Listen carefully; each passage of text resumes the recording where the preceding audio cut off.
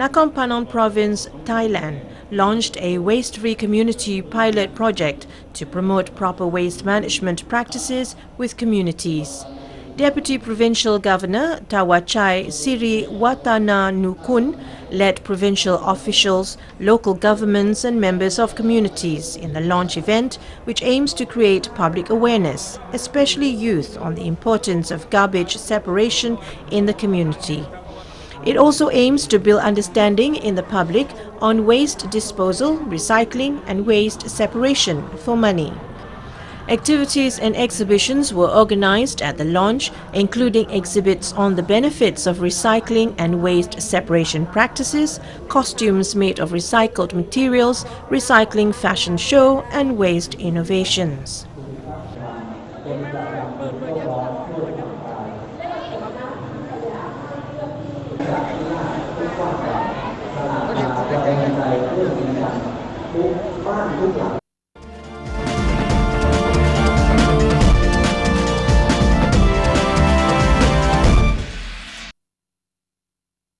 Dozens of mothers and their children pair up in a fun baby race on the National Mother's Day in Chiang Mai. Babies aged 6 to 12 months crawled up in 8 rounds of races at a mall in Chiang Mai City, bringing together a large crowd of supporters and spectators. It is one of the activities for Mother's Day 2015, certainly the noisiest one. People also enjoyed fashion contests to find the best-dressed mothers and children.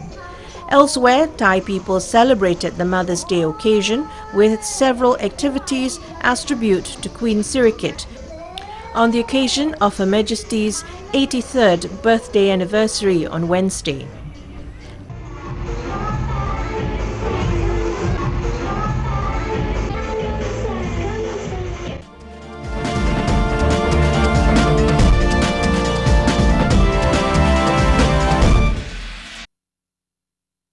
Thai Natural Resources Conservation officials elaborate plans and wildlife conservation regulations under CITES to local law enforcement in Mukdahan province. Wildlife protection agencies and provincial officials of Mukdahan attended the meeting with local law enforcement officials on Friday in a bid to promote knowledge about CITES-related regulations. Thailand is a signatory of CITES among 180 countries around the world. Satit Pisai Sawas, head of Mukdahan Wildlife Protection Agency, said illegal trade in protected animals had increased and needed stronger response. Thailand should make proper adjustment to new challenges regarding illicit trade of endangered animals, he said.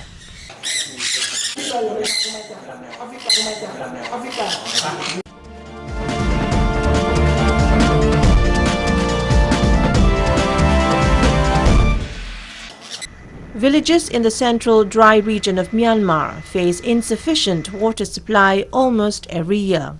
Since 2012, many of these villages receive assistance in building better water systems. Wei Wai village is located in Mek Thila district, central Myanmar. It is one of the 84 villages that benefited from improved water systems that were built in 2014. Because the village does not have access to electricity yet, solar energy is used to power up pumps to deliver water. Head Rural Area Development Department Thin Min Lat said there are over 230 households in Ye Wai village.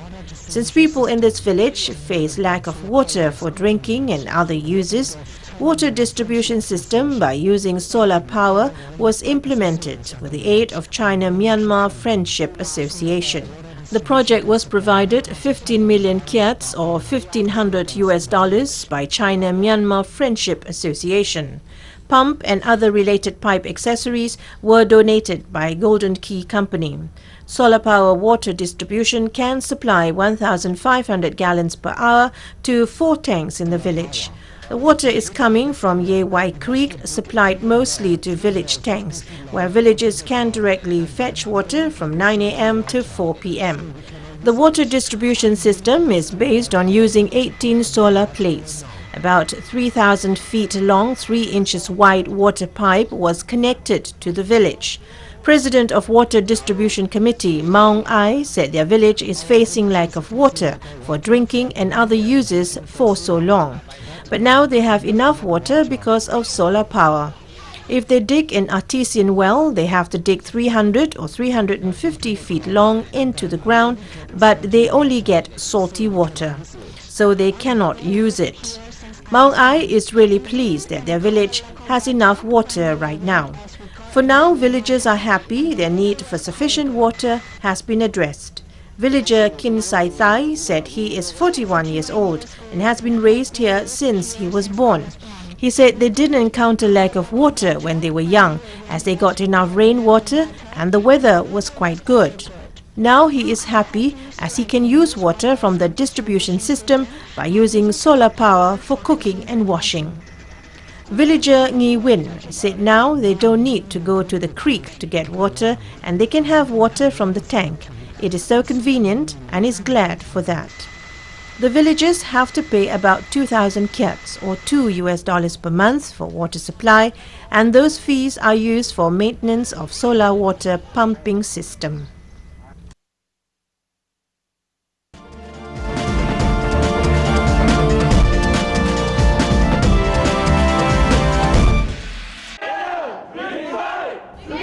Team Singapore is optimistic that they will do well at this year's World Skills event in Brazil, despite facing their toughest competition to date.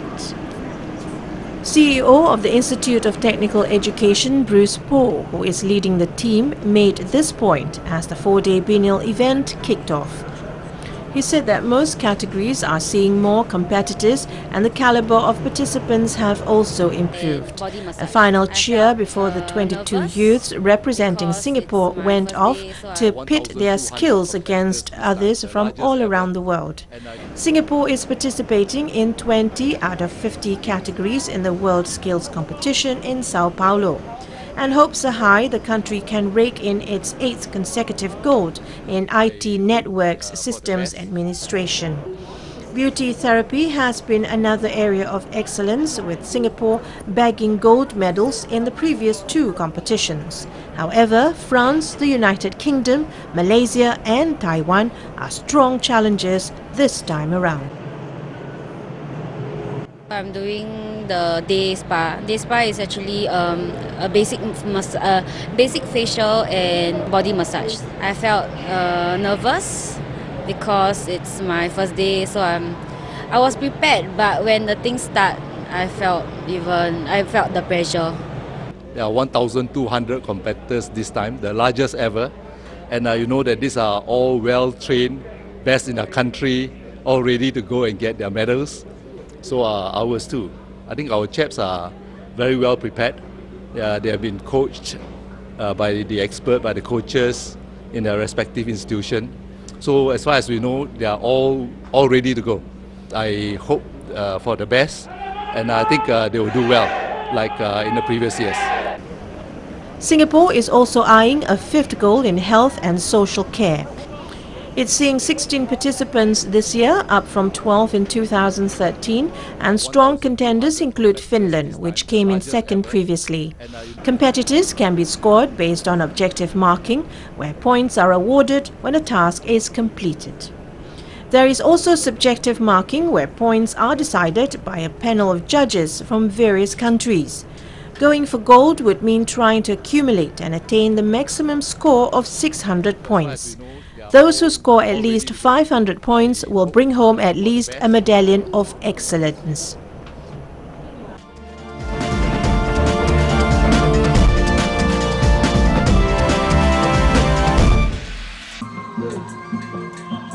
ASEAN celebrates its 48th year on 8th August with a reminder from its current chairman, Malaysia, to continue to consolidate and build solidarity, unity and resilience among members.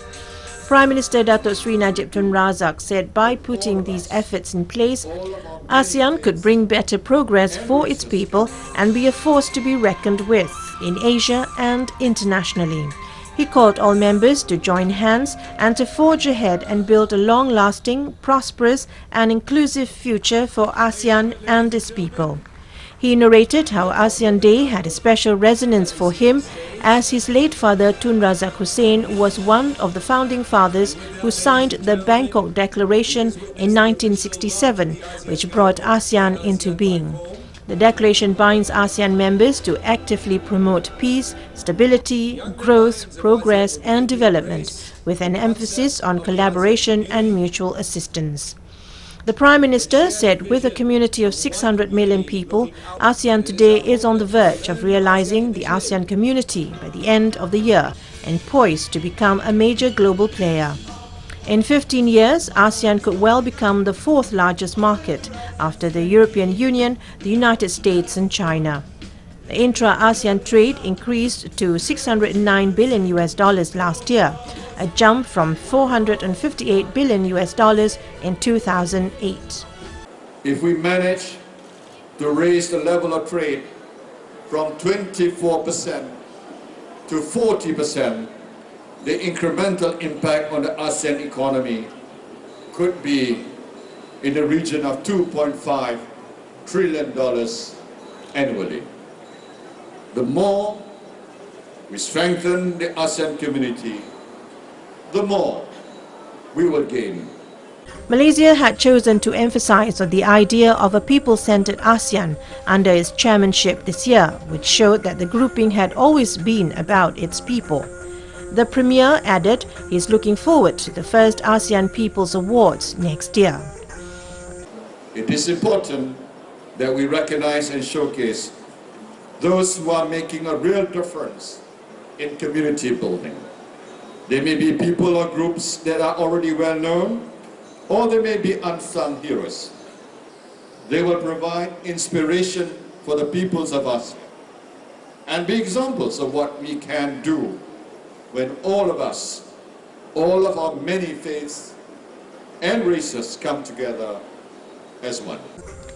At the event, Datuk Sri Najib launched the ASEAN Guidebook entitled My ASEAN, My Home, a children's book to promote unity and English literacy within the ASEAN communities.